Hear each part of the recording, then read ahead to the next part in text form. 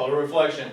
Use that with your just predictions. We don't have to have it exactly right. Make a prediction, come up with a reason why you think that prediction is there, and let's identify what these exponential functions are. Let's get to work.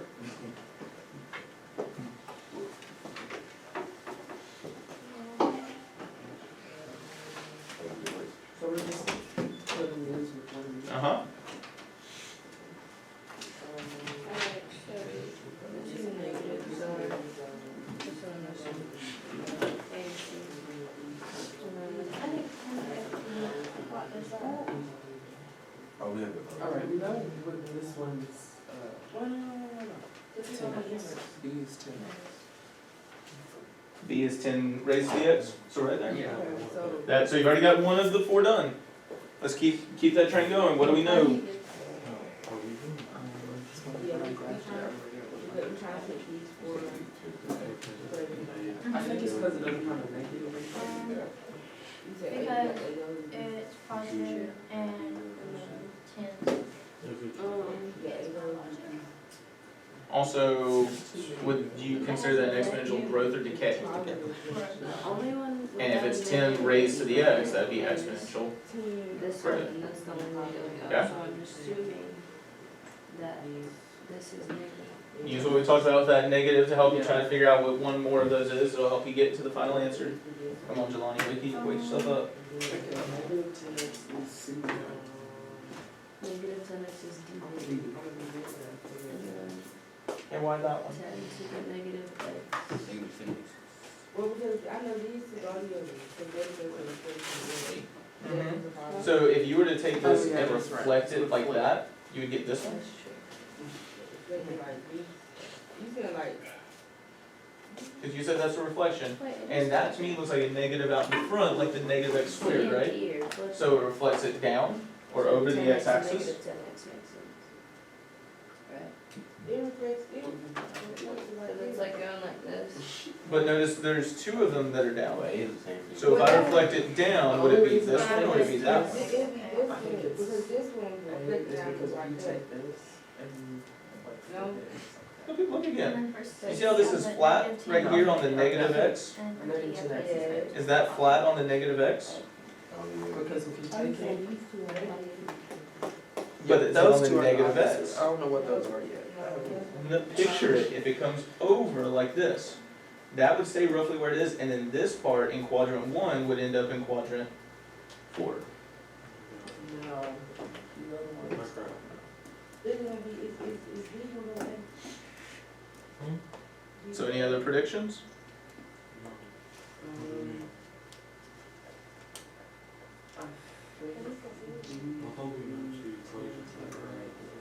Okay, go for it. Which only leaves you one for C, one answer for C. I'm trying to see which one reflects. This reflects the blue one. That reflects the blue one. Alright. There should be one of these that all of us got. Which one? B. B is which function? 10. Not just 10 raised to the x. F of x equals 10 raised to the x. How did we know that? That's an exponential growth. Okay?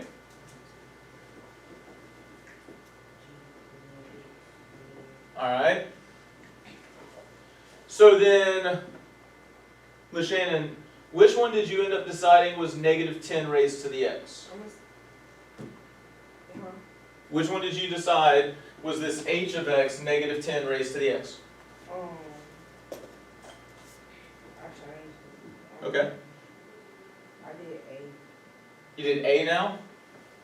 So h of x equals negative 10 raised to the x. And why'd you switch it to that one? So originally you were thinking c, right? Yeah, So why'd you switch it to a? because it's a negative. So what is that negative out in front going to do to our function? We don't make it a negative. It is going to make everything a negative, but let's use the terms like what transformation is happening with that negative. They both, the X and the Y is negative. So, like, when you put it, you use the, I don't know, when you use the equation, it gotta be a negative, I don't really know. But I mean, that's a positive x in the exponent, right? I mean, we're gonna plug in negative x values. Let me ask this question, does anyone wanna push back on that idea, or do we agree that a is h of x? You're good with that, DJ? Lexi's good with that? No, You're not good with that? Why not? I got it wrong, but I put 10 negative x. 10 raised to the negative x, right here, Yeah. okay? Does anybody have a reason for or against, an explanation of why they think it's one or the other? Ain't your 10 your Y? Well, it's your base, but like I'm saying, ain't it, wouldn't it be like if you put it in a formula, it'd be like Y to the X. I mean, it's 10. I know that, no. I just don't fully understand what you're asking. Like that one. Like, wouldn't it be Y to the X? Like, your base would be the Y.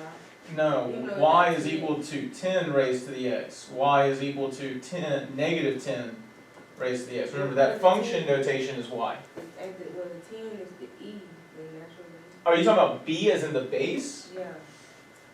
That's different, not y. B is the base. I said it was negative, or, yeah, negative x. Just flipped it. Like, Just you see flipped how it? that one's like up, so if you flipped it down, Okay, it would look like that. alright. So why would this negative tell you to, and what's the mathematical term? Not flip, but reflect, right? So why are you thinking this is telling you to reflect it down? Oh, no, I just guessed. Just guess, okay. Nathan, I believe you took a pretty efficient strategy for this. What did you end up doing to figure out your answers for this? Y'all have graphing calculators, don't you? Which of these did you get when you graphed it? H of x for A? Okay, so I want to talk through something really important. Notice all of these y values, are they positive or negative? They're all negatives, right? If I take a positive 10 and I raise it to, let's let x be negative 3, well, then I just get 10 to the third, right? Is that a positive or negative number? That's, we talking about the top one, that's a positive. The other one is a positive as well, because two negatives make a positive. Right, well, I'm just saying this number is a Positive. positive. So if I have a negative x, is that going to give me negative y values? No. No? What would give me negative y values? That one. You all good with that idea? So this negative creates negative y values. Notice there is a reflection there, and you were right on that idea, Lexi, but it's the negative that's in front that's reflecting it over. Notice even here, or over the x-axis, is that negative specifically with the x, or is it in front of the x? And I would point out, if it was with the x, it would need to look like this. So is that negative with the x, or is it in front of the x? In front of it. In front. So when the negative is in front, what kind of reflection is it? Negative. Because a inverse of reflection. You're just saying things. What is that reflection over? Is it? That's over the x-axis, y'all.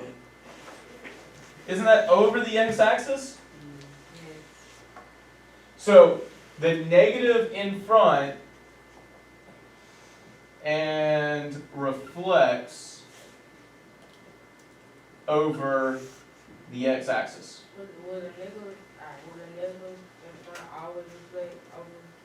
Correct. We're going to talk about some of those details in a second when we get to the rest of this lesson. So if the negative in front is creating a reflection over the x-axis, what's going to create a reflection across the y-axis? A negative in the exponent, so a negative x. Or wouldn't it be, well, maybe a negative in the y? Never mind, that ain't, yeah, negative in the exponent. Negative in the exponent, negative x, right? So first off, with C or D, which one is just a reflection in the x? Or just over the y-axis? C or D? Which of these two is a reflection over the y-axis?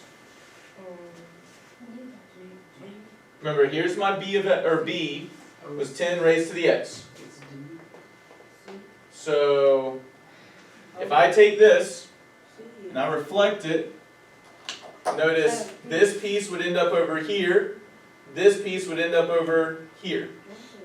That's a reflection across the y-axis. So everything that was to the right is now on the left, everything on the left is now on the right. That is the same as d, so d is my g of x equals 10 to the negative x. I want to remind you, a negative exponent is telling us to repeatedly what? So a negative exponent? Divide. So this is equivalent to 1 divided by 10 raised to the x. We're not going to leave it like that, but I want you to recognize my base is now between what and what? 0 and 1, so that would be an exponential decay. Doesn't that look like an exponential decay? Yeah. Okay. So, couple of notes. This negative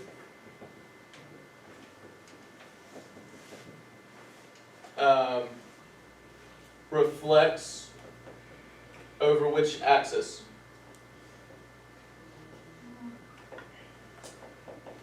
Okay. And again, we see that creating an exponential decay there. So we only have one answer left, j of x.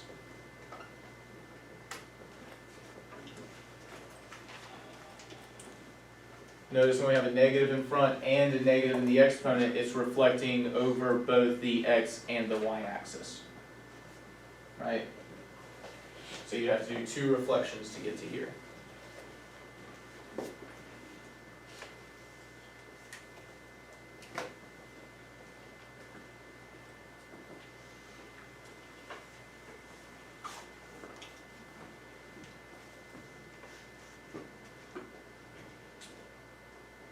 We all good on these? Do I need to wait?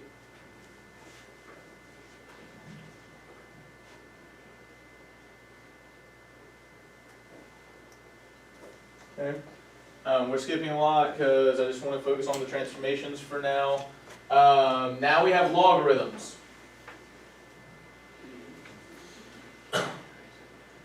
Which of these graphs would be f of x just log base 2 of x? Which one is our basic logarithm? B again. So f of x equals log base 2 of x. Okay? Based on what we just discussed, this g of x, what kind of reflection should we see over which axis? The x axis? Do we agree, disagree, questions? Agree. So which of these graphs has a reflection over the x-axis? Right, remember everything that's up is now going to be down. Everything that's down is now going to be up. So which of those graphs? And notice like, I'm drawing it here to see it, but like that's visually what you want to think about. Which of the graphs, A, C, or D, has that reflection?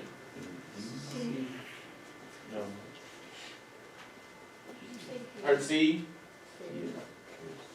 C is the only one I've heard so far? Yes? Okay. So g of x is equal to negative log base 2 of x. Alright.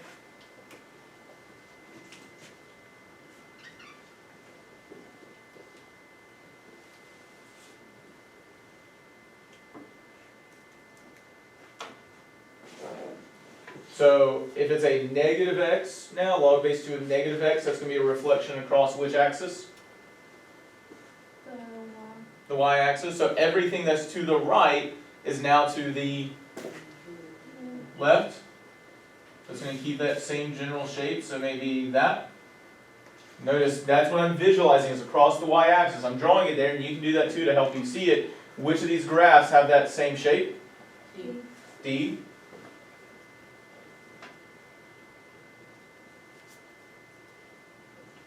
Okay? And then A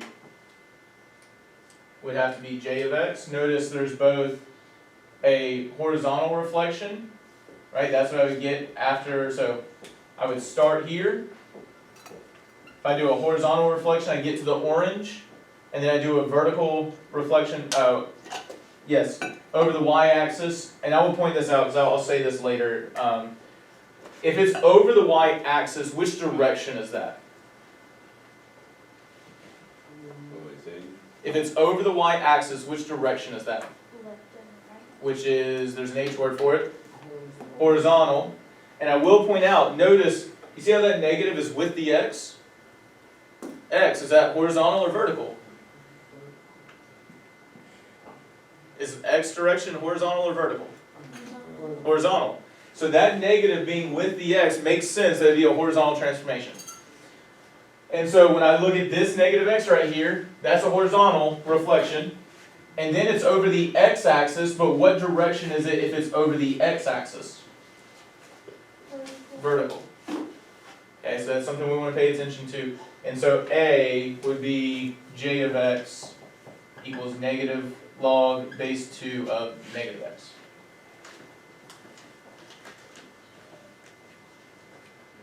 So this is the main thing we're going to look at for about half of our class tomorrow is this 4.1 here. This right here is all of the general transformations. Normally I'd be exploring it, and this might look freaky to you, but let me show you this. Instead of writing it like that, what if we had g of x equals a times x minus h squared plus k? That's normal. What is this? Vertex, Vertex form of a quadratic. quadratic, right? Isn't that a the same as this a? Okay, when that a was negative, what did it do to our parabola? It reflected it down, right? What did this d value do to our parabola? That k. If it was positive, was it up or down? Up. So that could be a translation up. This c here, which was our h, what did that do to our parabola? Or to our vertex and the parabola as a whole?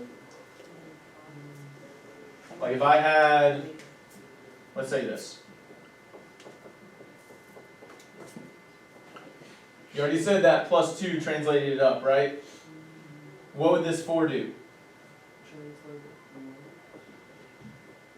To the left? To the right. Remember, everything was, for the x was the opposite, right? So it'd be to the right 4. So what we would say is that that is a horizontal translation, right? That shifted it to the right 4. This shifted it up, whatever k is, or in this case 2. And so what I want you to see is this is not brand new information, it's just putting new language to it.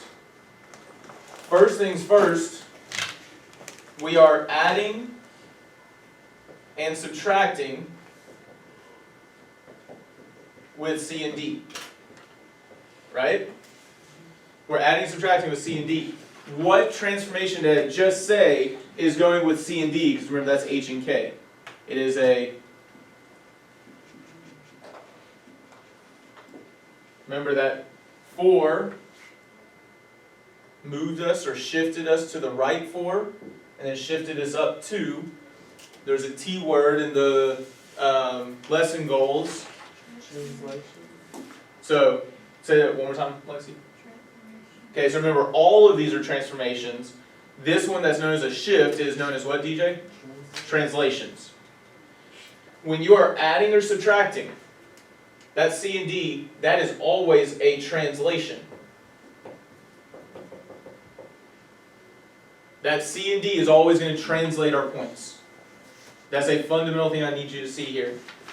Now, notice how C is with our X, just like this H was.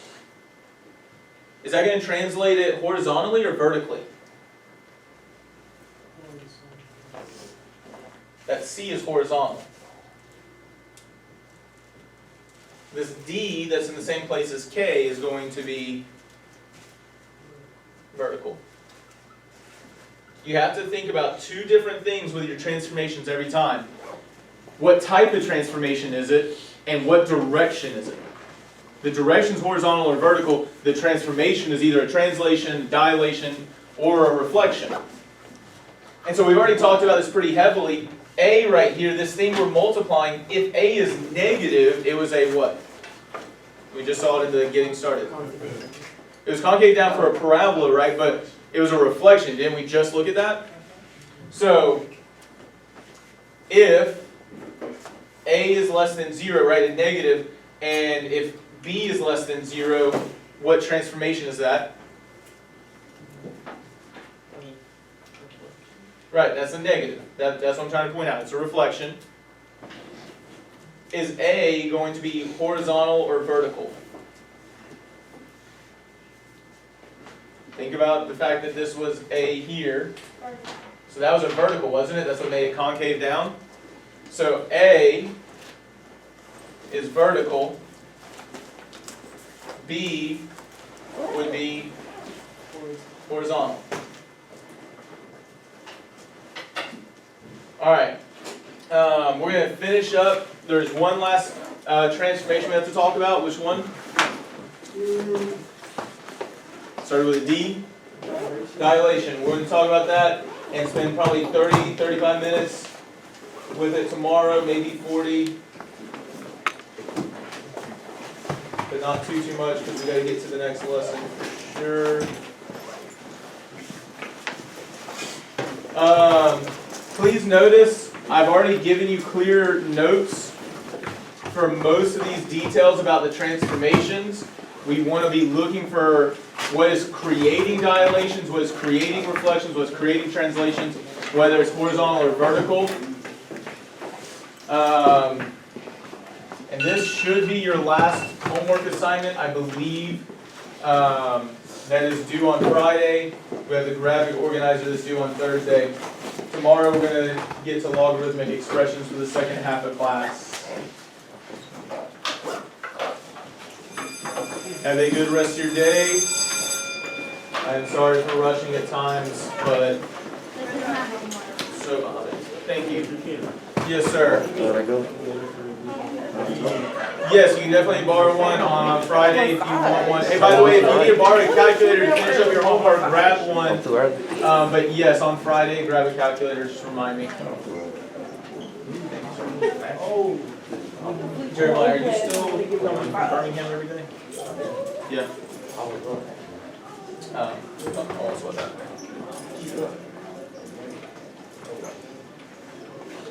So Shannon, you go with the fact that if it's log with no base, it's log base what?